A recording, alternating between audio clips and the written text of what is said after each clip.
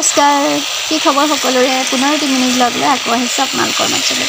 আজি ৰাতিপুৱাই এয়া ৰান্ধিছোঁ কোমোৰাৰ জালি ভাজি। কোমোৰা জালি খাই কোনে কোনে ভাল পায় বাৰু? মই কিন্তু কোমোৰা জালি এনেকৈ ৰান্ধি খাই খুব বেছি ভাল পাওঁ। আজি সেইকাৰণে কোমোৰা জালি বিলাহী দি এনেকৈ ৰান্ধিছোঁ। ঘৰৰ কোমোৰা নহয় বাৰু, কিনা কোমোৰাই। বহুত ভাল লাগে। এতিয়া ছিজন হয় খোৱাটো আচলতে।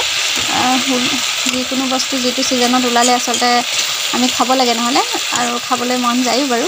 এয়া কোমোৰা জালি ভাজি বনাইছোঁ।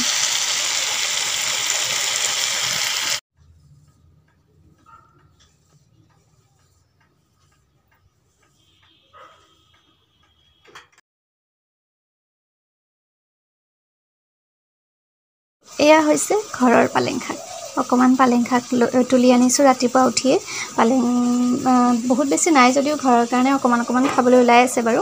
ভাল লাগে সেইকাৰণে মাজে মাজে খাই থাকোঁ। আৰু এয়া গাজৰ আৰু তিয়ঁহ এনেকৈ কাটি লৈছোঁ অফিচত নিবৰ কাৰণে। লৈ যাম এনেকৈ। চাহ খোৱাতকৈ সদায় চাহ খাই থাকিলে আচলতে মোৰ পেটৰো দিগদাৰ হয়, সেইকাৰণে এনেকুৱা কৰিছোঁ। এয়া লৈ লৈছোঁ। অকণমান টোপনি নিচিনা লাগিলে এইবোৰ খাই দিম, ভাল লাগে আৰু আমাৰ কোনো ধৰণৰ অপকাৰো নকৰে এইবোৰ বস্তুৱে, নহয়নে বাৰু? গতিকে এনেকৈ লৈ লৈছোঁ।